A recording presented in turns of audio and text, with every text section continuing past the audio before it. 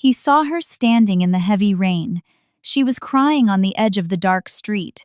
Her expensive dress was soaked in dirty water. It had been 5 long years since the afternoon she walked away from him. 5 years since she looked at his worn-out shoes and said she needed a better life. For a very long time, he had imagined this exact moment. He had imagined driving past her in a beautiful car. He had imagined making her feel the exact same sharp pain she had given him. But now, looking at her shivering in the cold, he did not smile. He did not feel a dark sense of victory. He quietly opened his black umbrella and stepped out into the storm. What exactly happened to this man?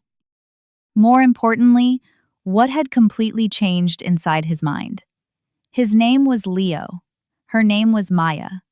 Many years ago, they shared a tiny, freezing apartment on the edge of the city. Leo worked at a noisy warehouse during the day and fixed broken electronics at night. Maya was a university student trying to survive on instant noodles and part-time jobs. They had almost no money. But for a long time, Leo believed their love was strong enough to survive anything. Every night, he would massage her tired feet after she finished her shift at a restaurant. He would point at the bright city skyline through their small window. "One day, we will live in one of those buildings, Maya," he would say. Maya would smile, lean her head on his shoulder, and close her eyes. But a promise of a better future cannot pay for heating in the middle of winter. Love cannot buy fresh groceries when the bank account is completely empty. Poverty is not just a lack of money. Poverty is a heavy exhaustion that slowly breaks a person's spirit. Maya was incredibly tired of counting coins at the supermarket. She was tired of wearing 2 sweaters inside the apartment because the heater was broken. She was tired of feeling invisible in a city full of successful people. Then Julian walked into her life. Julian was the manager at a high-end gallery where Maya found a new part-time job. He was not a cruel or arrogant man when she first met him. In fact, Julian was incredibly charming, polite, and effortlessly confident. He spoke 3 languages perfectly. He knew how to order wine at restaurants with white tablecloths. He wore perfectly tailored suits that made him look like a movie star. One evening, it was raining heavily after Maya finished her shift. Julian did not let her walk to the bus stop. He told his private driver to take her all the way home. Sitting in the back of that quiet, warm, luxury car, Maya looked out the window. She saw people standing in the freezing rain, waiting for the bus. She realized she did not want to stand in the rain anymore. She began to spend more time with Julian. Julian listened to her talk about her studies. He bought her expensive coffees and smiled at her jokes. He made her feel like she belonged in a bright, safe, and beautiful world. Leo noticed the subtle changes in Maya. He saw the new, expensive perfume sitting on their cheap wooden table. He noticed how she stopped looking out the window with him at night. Because Leo loved her deeply, he panicked. He thought he just needed to work harder to keep her. He started sleeping only 3 hours a night to take extra repair jobs. His eyes were always red. His hands were constantly covered in small cuts and dark engine oil. He was destroying his health to buy her a delicate silver necklace for her birthday. But a silver necklace could not fix a broken foundation. The day Maya left him was a cold Tuesday afternoon. Leo had asked her to meet him at a small park near their apartment. He stood nervously near a bench, holding the small velvet box in his pocket. When Maya arrived, she kept her distance. She crossed her arms and looked at the gray sky, avoiding his eyes. "I am moving out, Leo," she said quietly. Leo froze completely. "What do you mean?" he asked, his voice shaking. "I cannot do this anymore," Maya said, her voice growing firmer. "I bought this for you," Leo said, quickly pulling out the silver necklace. He held it out to her like a shield. Maya looked at the cheap necklace, and then she looked at Leo's tired, dirty hands.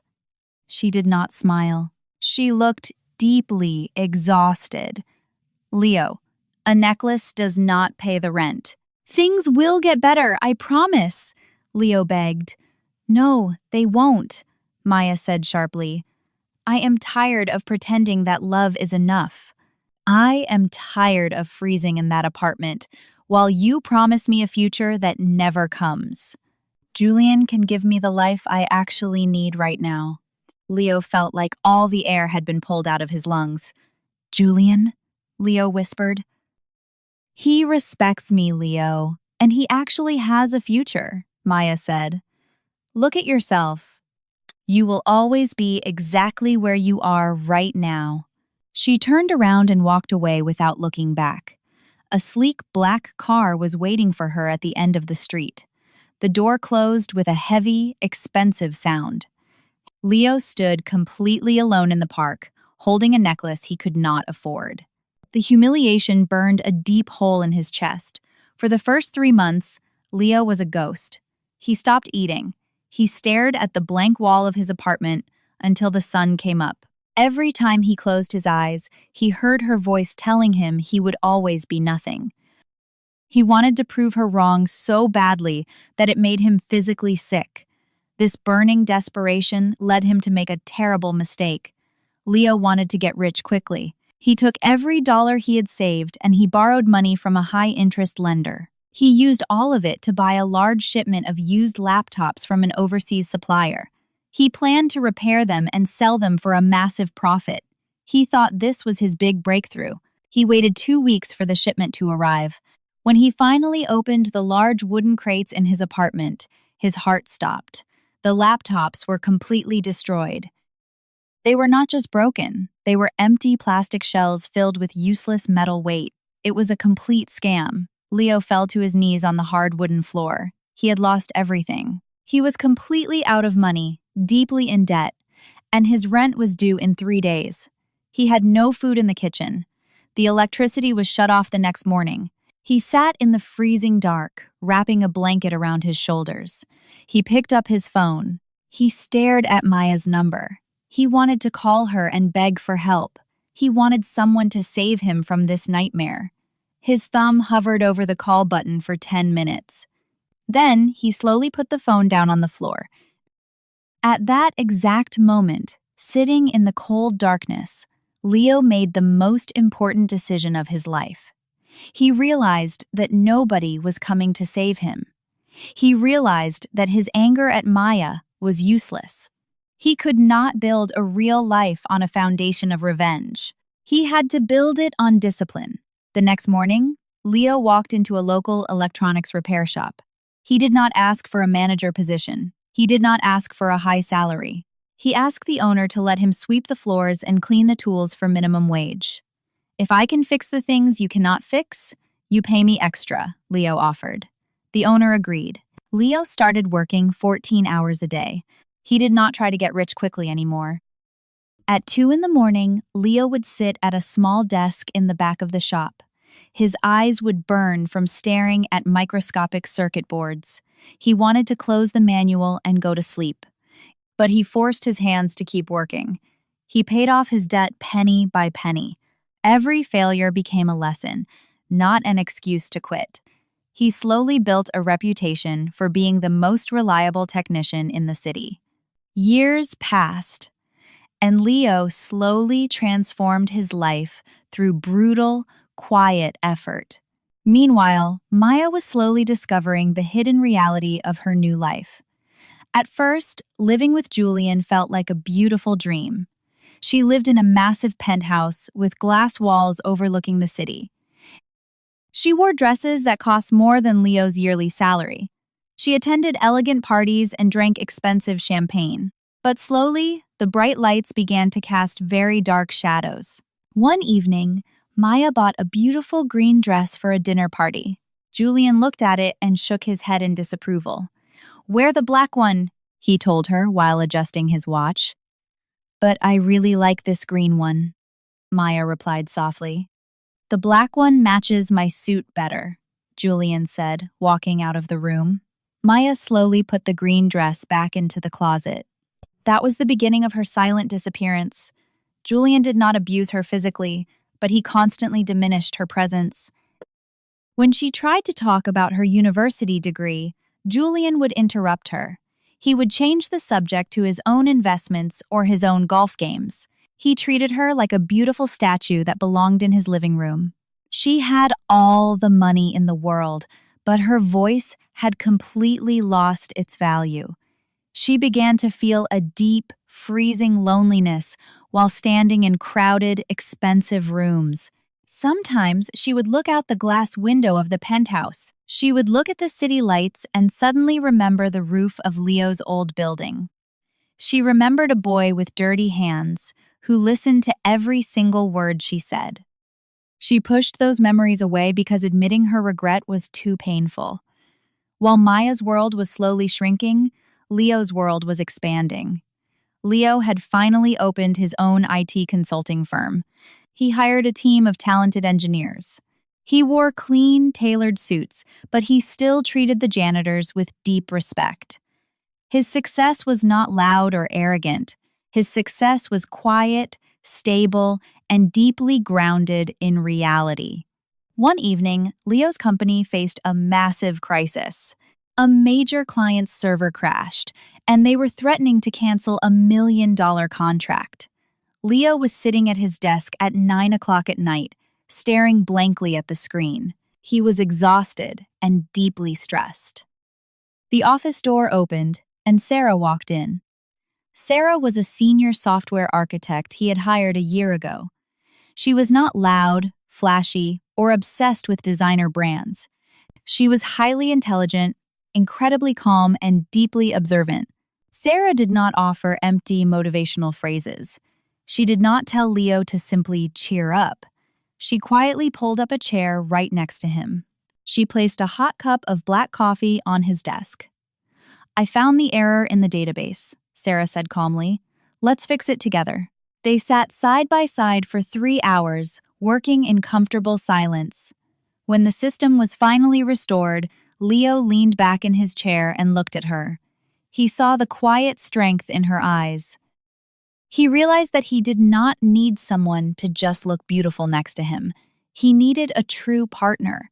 He needed someone who would stay in the room when the lights went out. Over the next year, Leo and Sarah built a deep, genuine relationship. Their love was built on mutual respect, loyalty, and absolute emotional safety. With Sarah, Leo felt completely seen. He no longer felt the need to prove his worth to anyone. He had finally forgiven the boy who cried in the park. Life, however, always tests your growth when you least expect it. It was a Friday night, and the rain was falling heavily over the city center. Leo had just left a restaurant after a successful client dinner. He opened his umbrella and walked toward his car. Suddenly, he heard a loud, desperate argument coming from the sidewalk ahead. He stopped walking. He instantly recognized the voice cutting through the sound of the rain. It was Maya. She was standing outside a luxury hotel, shouting at Julian. Beside Julian stood another woman, wearing a very expensive coat and looking bored. The scene was incredibly public and intensely humiliating. Julian was not even pretending to be sorry. "I am done with this conversation, Maya," Julian said coldly. "How could you do this to me?" Maya screamed, tears destroying her makeup. Julian laughed, a short, cruel sound. "You chose this life because it was comfortable, Maya. Do not pretend you are a victim." Julian turned his back on her, held the other woman's waist, and walked into the hotel. He left Maya standing completely alone in the freezing rain. Maya fell to her knees on the wet concrete. People walked past her rapidly, keeping their heads down. Nobody stopped to help the broken woman crying on the street. Leo watched the entire scene from 20 yards away. He froze. His mind instantly flashed back to the day she left him in the park. He remembered the exact tone of her voice when she called him a failure. If he was still the same angry young man, he would have walked over and laughed at her. He could have shown her his expensive watch and his luxury car. He could have destroyed her with a few sharp words.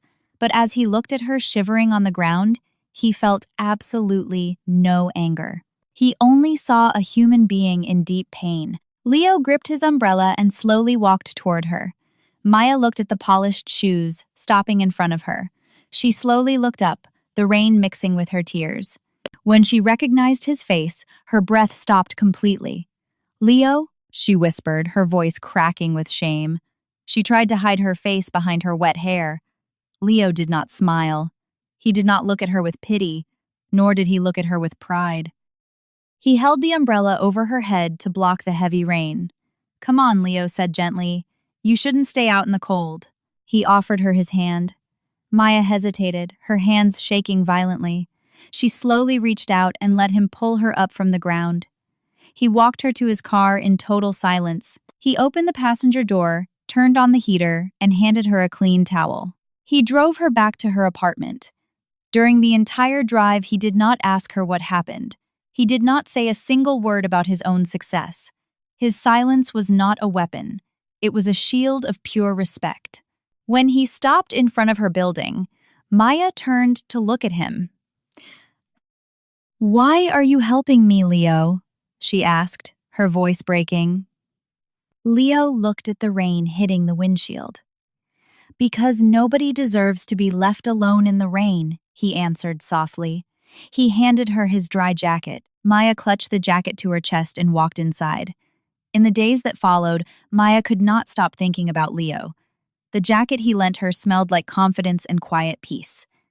She suddenly realized the absolute magnitude of her mistake. She had traded a man with a golden heart for a man with a golden wallet.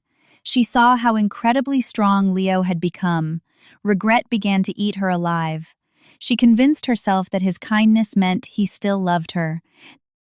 She convinced herself that they could finally have the life they used to dream about. She found the address of his company and went to see him. Maya stood in the bright, modern lobby of Leo's office building. When Leo walked out of the elevator, she stepped forward quickly. "Leo," she said, her voice full of desperate hope. Leo stopped, looking slightly surprised, but he remained perfectly polite. "Maya, are you doing better?" he asked. "I am," she said quickly, stepping closer. "Leo, I was so wrong about everything. I was young, and I was stupid, and I thought money would make me safe. But I see now who you really are. Please, Leo, give me another chance. We can start over." Leo looked into her eyes, and he felt a gentle, distant sadness. There was no spark of the boy who once begged her to stay. At that exact moment, the glass doors of the lobby opened. Sarah walked in, carrying 2 cups of coffee. She saw Leo and smiled warmly. Leo turned his head, and his face instantly softened into a beautiful, relaxed smile. It was a look of pure love that Maya had never seen on his face before. Sarah walked over and stood naturally beside him, handing him a cup. Maya felt her heart shatter into 1,000 tiny pieces. Leo turned back to Maya, his voice steady and respectful. "Maya, this is Sarah." "She is my partner." Sarah smiled kindly. "It is very nice to meet you," Sarah said. Maya nodded slowly, her throat too tight to speak a single word. She understood something incredibly painful right then. She did not lose Leo because he became rich and moved on without her. She lost him because she completely failed to value him when he was still fighting in the dark. Leo gently placed his hand on Maya's shoulder. "I don't hold any anger toward you, Maya," Leo said softly. "I forgive you, but the past is the past. I truly hope you find what you are looking for." He stepped back, turned around, and walked toward the elevators with Sarah. Maya watched them laugh quietly together as the doors closed. She finally understood the truth. Leo's greatest victory was never about getting revenge. His greatest victory was becoming a man who no longer needed it. He had achieved true peace. He had built a life that did not depend on anyone else's approval. Leo's journey from a broken young man to a peaceful leader was not just a story about making money. Money was only the external result of a much deeper internal change. His true transformation happened when he decided to build his own value. He built discipline when nobody was watching. He built self-respect out of his deepest failures. But this raises a very important question. If money was not the real source of Leo's transformation, then where did his wealth actually begin? What happens inside a person when they stop chasing external validation? What happens when you learn to build wealth from the inside long before you ever build it on the outside? There is a powerful secret to true value that most people never discover. In our next episode, we will explore exactly how this internal shift happens. We will discover what it truly means to awaken the wealth within you. If you found value in this story, please like the video and subscribe to Slow English Zone. Your support helps us create more calm, meaningful stories for your English journey. Keep listening, keep growing, and I will see you in the next story.